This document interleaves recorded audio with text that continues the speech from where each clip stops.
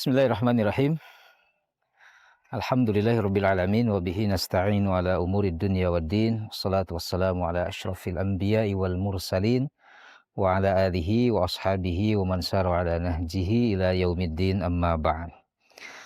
Para pemirsa kurma yang dimuliakan oleh Allah Subhanahu wa taala. Dalam kehidupan kita harus punya rencana, punya target dan tujuan yang jelas. Itulah hidup seorang mukmin. Allah Subhanahu wa taala menegaskan dalam Al-Qur'an surah Al-Hasyr ayat 18. A'udzubillahi minasyaitonirrajim. Ya ayyuhalladzina amanu taqullaha wal tanzur nafsum ma qaddamat lighad. Wattaqullaha innallaha khabirum bima ta'malun. Allah Subhanahu wa taala menjelaskan bahwa orang yang beriman pertama dia harus punya planning, perencanaan. Dari kalimat wal tanzur, hendaklah setiap jiwa itu melihat, mempersiapkan, merencanakan ma qaddamat, yaitu target apa yang akan dia lakukan. Tetapi ujungnya adalah tujuan yang jelas, yaitu lighad, untuk hari esok. Itulah alur dari kehidupan seorang muslim ketika dia menjalani kehidupan di dunia ini. Kita harus membuat planning untuk hari esok. Meskipun masih menjadi misteri, tetapi kewajiban kita tentu berikhtiar.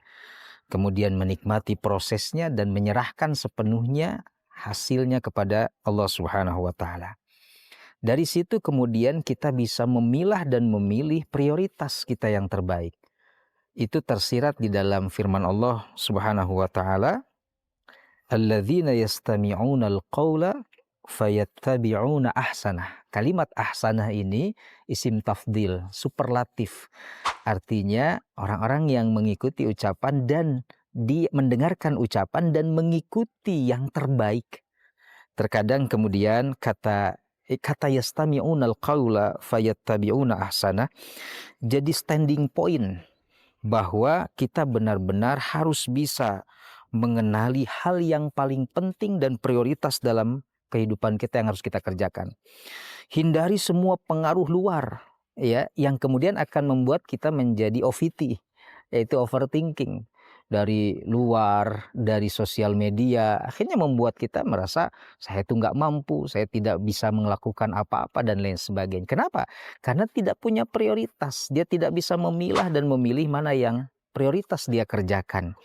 Dari situ kemudian dia tidak punya rencana karena sulit untuk bisa memilah dan memilih mana yang prioritas.